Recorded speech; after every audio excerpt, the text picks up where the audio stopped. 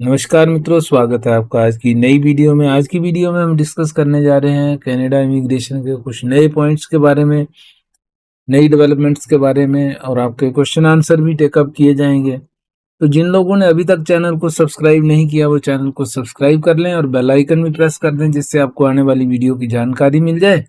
और साथ ही साथ वीडियो को लाइक एंड शेयर जरूर कीजिए, जिससे कि और लोगों तक भी चैनल की रीच हो सके। तो आइए अब आगे बढ़ते हैं।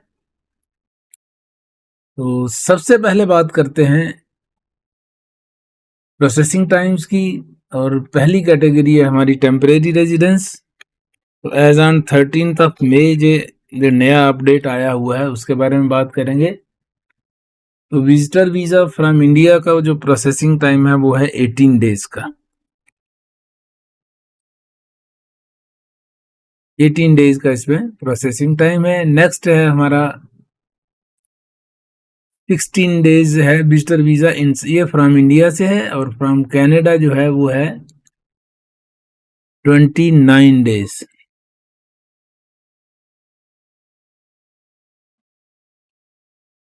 और इनसाइड कनाडा जो है 23 डेज है। 23 डेज। उसके बाद नेक्स्ट कैटेगरी हमारी है विजिटर वीजा एक्सटेंशन के लिए। तो इसका प्रोसेसिंग टाइम हो गया है 169 डेज। 23 अप्रैल को जो 130 डेज था, उसके बाद अब 169 डेज हो गया है। नेक्स्ट कैटेगरी हमारी आती है सुपर वीजा फ्रॉम इंडिया। इसका प्रोसेसिंग टाइम है 105 डेज।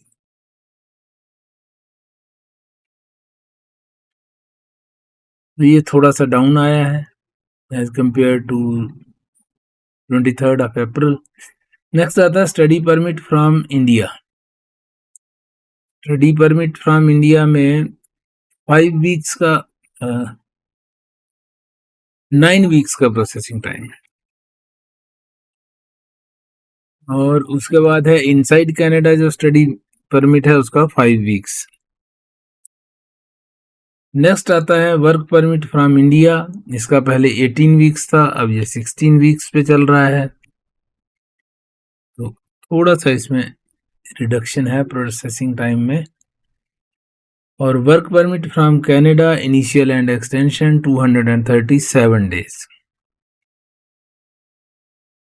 तो ये काफ़ी इंक्रीज हुआ है, लगभग 19 डेज जो है वो इसमें इंक्रीज हो रहे हैं। और 171 अगर यहाँ पे दिसंबर में देखें तो यहाँ 237 हो गया। तो प्रोसेसिंग टाइम रादर इंक्रीज हो रहा है। कुछ एक में कम भी हुआ है, लेकिन मोस्टली अगर हम देखें तो कई चीज़ों में इंक्रीज भी हो रहा है। अब अगली कैटेगरी देखते हैं। अगली कैटेगरी हमारी है इकोनॉमिक इमिग्रेशन की। तो इसमें सबसे पहली जो स्ट्रीम है वो है AIP अटलांटिक इमिग्रेशन प्रोग्राम। उसमें 11 मंथ्स ही है, कोई चेंज इसमें नहीं है। नेक्स्ट है CEC, इसमें 5 मंथ्स ही है, इसमें भी कोई चेंज नहीं है। CEC मतलब कैनेडियन एक्सपीरियंस क्लास। नेक्स्ट आता है PNP विद एक्सप्रेस एंट्री।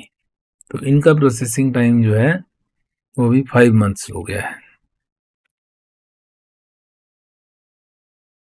और PNP विदाउट एक्सप्रेस एंट्री, इनका प्रोसेसिंग टाइम जो है वो 20 मंथ्स है। तो ये वही पिछला ही, पहले 21 चला गया था, अब 20 मंथ्स पे है। कोई मेजर डिफरेंस नहीं है, बट इवन देन 1 महीने का फर्क तो है ही है। उसके बाद आ गया स्किल्ड वर्कर्स। स्किल्ड वर्कर्स का प्रोसेसिंग टाइम 5 मंथ्स का। पहले पिछला अगर हम देखें तो 6 मंथ्स था, इस बार 5 मंथ्स है। स्किल्ड वर्कर्स क्यूबेक में 9 मंथ्स था पहले, अब भी 9 मंथ्स है, कोई चेंज इसमें नहीं है। और स्टार्टअप वीज़ा में 40 मंथ्स ही है। तो ये थी इकोनॉमिक इमिग्रेशन वाले जो कैटेगरी है उसकी डिटेल्स। नेक्स्ट हम आगे बढ़ते हैं। अगली कैटेगरी हमारी रहेगी फैमिली क्लास। तो फैमिली स्पॉन्सरशिप कैटेगरी में क्या क्या है? सबसे पहले आता है spouse and common law partner inside Canada जो है, तो इनसाइड कनाडा में क्यूबेक के लिए जिन्होंने अप्लाई किया है उनका 36 मंथ्स ही है, कोई चेंज इसमें नहीं है। आउटसाइड क्यूबेक के लिए है वो 29 मंथ्स है। नेक्स्ट आता है thousand common law partner outside Canada से जो अप्लाई करते हैं फॉर क्यूबेक, जिन्होंने अप्लाई किया है उसका 36 मंथ्स, और आउटसाइड क्यूबेक के लिए 24 मंथ्स था, अब ये 10 मंथ्स है। तो इसमें थोड़ा सा चेंज आपको देखने को मिल रही है, कंसिडरेबल चेंज है। अप्रैल में ज़्यादा हो गया था, पहले 10-11 ही चल रहा था, उसके बाद अप्रैल में थोड़ा सा ज़्यादा चला गया और अब जो है वो फिर से 10 मंथ्स पे आ गया है। नेक्स्ट कैटेगरी है डिपेंडेंट चाइल्ड फ्रॉम इंडिया, तो इसका 9 मंथ्स था पहले, अब 8 मंथ्स हो गया। उसके बाद है डिपेंडेंट चाइल्ड इनसाइड कनाडा, इसका चल रहा है 11 मंथ्स, पहले 10 था अब 11 पे आ गया। फिर है parents and grand parents from India, इसका तो 48 मंथ्स ही है, पिछले कई महीनों से कोई अंतर इसमें नहीं है, वही का वही है इनसाइड क्यूबेक के लिए, और आउटसाइड क्यूबेक के लिए 36 मंथ्स ही है, कोई चेंज इसमें नहीं है। पीआर कार्ड अगर आप लेना चाह रहे हैं और रिन्यू करवाना चाह रहे हैं तो उसके लिए 11 डेज में हो जाएगा, और अगर फर्स्ट कार्ड है तो ये 43 डेज पे आ गया। इसमें थोड़ी सी ज़्यादा चेंज है इस बार, 18 डेज से डबल से भी ज़्यादा टाइम लगा। तो ये थी प्रोसेसिंग टाइम्स की बात, डिफरेंट कैटेगरीज हमने डिस्कस की। मोस्टली तो सेम ही है, कुछ एक में किसी में इंक्रीज है किसी में डिक्रीज है, बट ज़्यादातर जो है स्टैग्नेंट हैं एक ही टाइम के ऊपर। तो आप देख सकते हैं अपनी फाइल के हिसाब से कि आप किस कैटेगरी में अप्लाई किया है, तो आप अपना आइडिया लगा सकते हैं कि कब तक आपका केस जो है वो उसमें आ जाएगा। तो अब आपके क्वेश्चन आंसर की बात कर लेते हैं। Canada gives more importance to the French language for PR, बिल्कुल सही बात है आपकी कि फ्रेंच लैंग्वेज तो मैं बार बार पिछले कई महीनों से ये कह रहा हूँ, दोहरा रहा हूँ, पिछले साल से ये रादर मैं ये बात कर रहा था कि आप फ्रेंच लैंग्वेज के ऊपर फोकस बढ़ा लीजिए, क्योंकि फ्रेंच के ऊपर फोकस जो है वो चल रहा है। तो वहीं ज़्यादातर जो कैंडिडेट्स हैं वो एक कैटेगरी, सिंगल कैटेगरी, जिसमें कि 30,000 की एलोकेशन है इस बार में 2025 में। तो 30,000 इज़ ए बिग नंबर। अभी 18,000 हो गए हैं, 12,000 और हैं। हालांकि उसमें टाइम लगता है, 6-7 महीने तो लगेंगे उसको करने के लिए, टेस्ट उस्ट देने के लिए साल भी लग सकता है, क्योंकि फ्रेंच जो है वो इंग्लिश फिर भी हम लोगों ने थोड़ी बहुत पढ़ी होती है, फ्रेंच बिल्कुल नहीं पढ़ी होती है, तो उसमें टाइम लग जाता है। बट एनीवेज आपको अगर चांस है तो आपको फ्रेंच में एक्सपर्टीज कर लेनी चाहिए। न्यू ब्रंसविक के बारे में मैंने आपको लिखा हुआ है नीचे, आप देख सकते हैं उसमें। I am currently sitting at CRS score of 479 under the express entry trade category, and I am wondering if there is any realistic chance of receiving an ITA in the category based on the based selection draws for trade occupation at this score। बिल्कुल जी, अगर score आपका बहुत अच्छा है, मैंने आपको answer दिया भी है, बट जो ड्रा है वो बहुत छोटे छोटे ड्राज हैं। 500 का ड्रा आएगा तो उसमें क्या ही कितने कैंडिडेट सेलेक्ट हो जाएंगे, और 500 से नीचे तो कट ऑफ स्कोर मतलब ही नहीं आने का। तो ये थोड़ी सी एक सिचुएशन जो है वो क्रिटिकल है, बट लेट अस होप कि ये ज़्यादा देर चलने वाली नहीं है। उम्मीद कर सकते हैं कि कोई बड़ा ड्रा भी आए और आपको नंबर आपका आ जाए। बाकी आप अपनी इम्प्रूवमेंट जारी रखें। ये आपका इंटरनल ही क्वेश्चन चल रहे थे।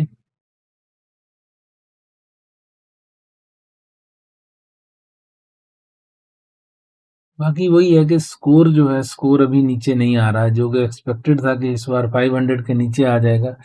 सबसे बड़ी जो सेटबैक इसमें पहुंची है, अब ये भी 480 पे है, तो 480 भी ऐसे तो कहने को बहुत अच्छा स्कोर है, लेकिन नंबर नहीं आ पा रहा है। और रीज़न वही है कि आईआरसीसी भी पता नहीं क्या ड्रामेबाजी कर रही है कि छोटे-छोटे ड्रास निकाल देते हैं, जिससे कि स्कोर नीचे आए ही नहीं 500 से। ये तो एक गड़बड़ वाली बात है।